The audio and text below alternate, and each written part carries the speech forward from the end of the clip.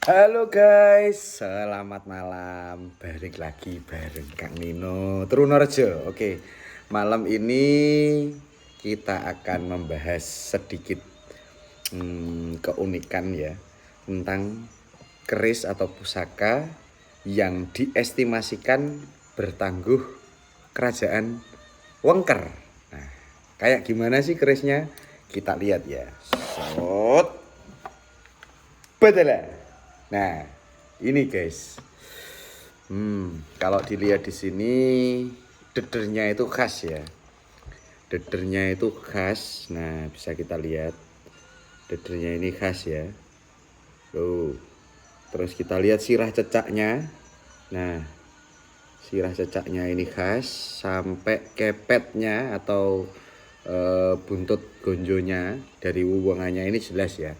Kalau estimasi keris ini adalah keris berdapur lurus yang kemungkinan tangguhnya Wengker. Kita lihat bersama ya. Bismillahirrahmanirrahim. Kita buka.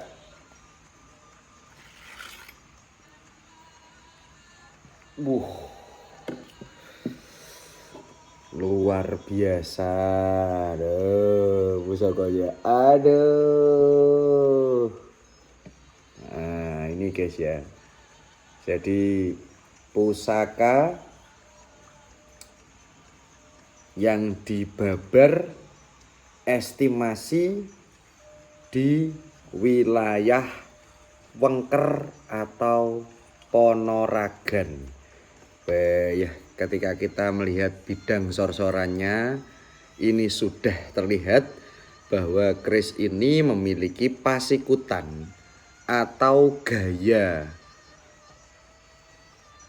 yang cukup gagah atau mbirowo. Nah, terus ada lagi penataan pamornya cenderung sederhana dan pandes yang mengisyaratkan bahwa keris ini diciptakan memang bukan hanya untuk bersolek atau bukan hanya untuk keindahan, namun kembali lagi ke kualitas tempa atau kualitas material dan untuk seorang yang bisa disebut kesatrio. Nah, lantas apa yang membuat keris Wengker ini bisa disebut keris yang cukup langka ya? Sambil aku tak ngematke, sambil tak sikatane ya teman-teman ya. Jadi perlu dipahami dulu ya teman-teman ya. Kadipaten Wengker itu sambil saya bercerita sedikit, sambil saya memperhatikan kualitasnya ya teman-teman ya. Nah, ini sik biar syahdu dan keren. Ini tak nyalakan lampunya sambil tak ini kan ya, sambil tak taruh sini aja warangkanya biar makin syahdu ya toh. Nah, ini ya.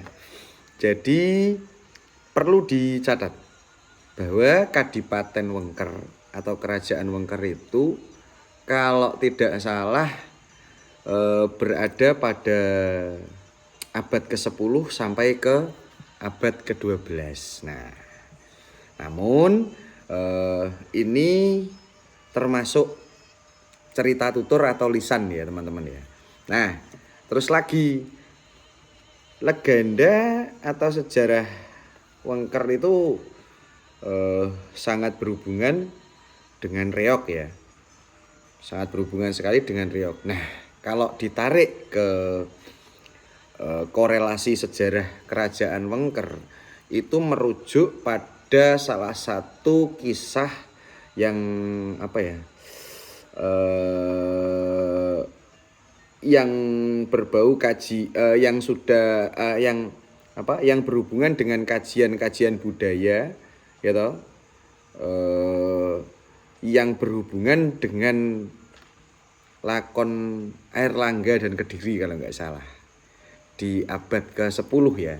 Nah, pada abad ke-12 bahkan ada sebuah kisah yang menceritakan bahwa reog Ponorogo itu mencerminkan sebuah sindiran bagi Raja Majapahit yang saat itu menjabat ya teman-teman ya.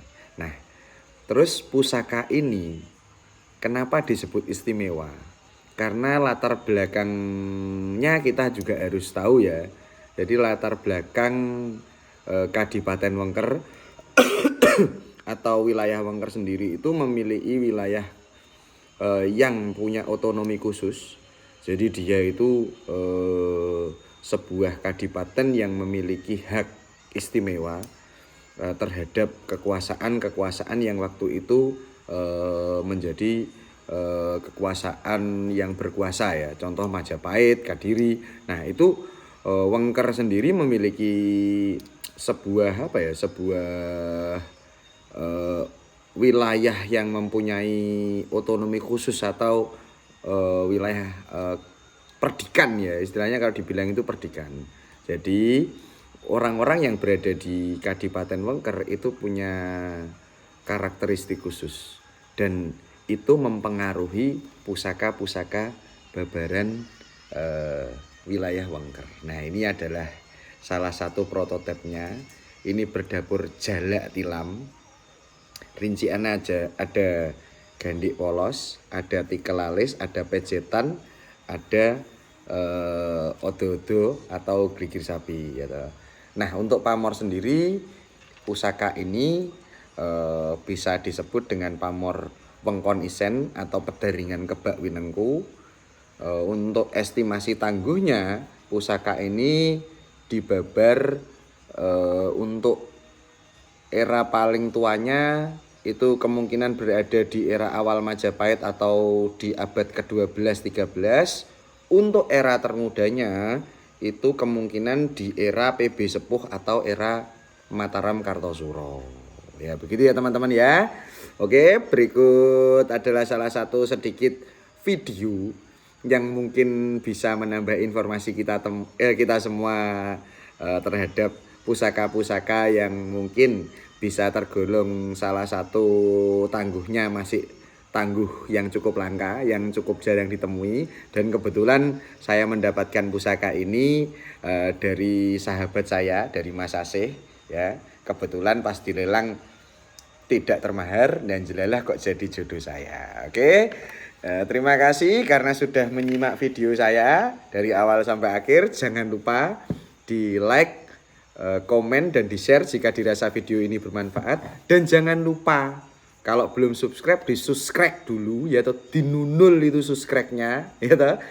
Terus jangan lupa kita dongo dinongo atau kita saling mendoakan agar selalu diberi kelancaran dalam mencari rezeki, diberi berkah berlimpah ya toh oleh Tuhan Yang Maha Esa, diberi sehat seger waras kuat selamat panjang umur buat panjenengan semua dan keluarga panjenengan, buat saya dan keluarga saya. Dan tak lupa satu lagi, karena kita manusia yang berbudaya, jadi wajib berbahagia. Oke, terima kasih teman-teman. Saya ucapkan sekali lagi, jangan lupa berbahagia, karena sebagai manusia yang berbudaya wajib berbahagia. Bye-bye.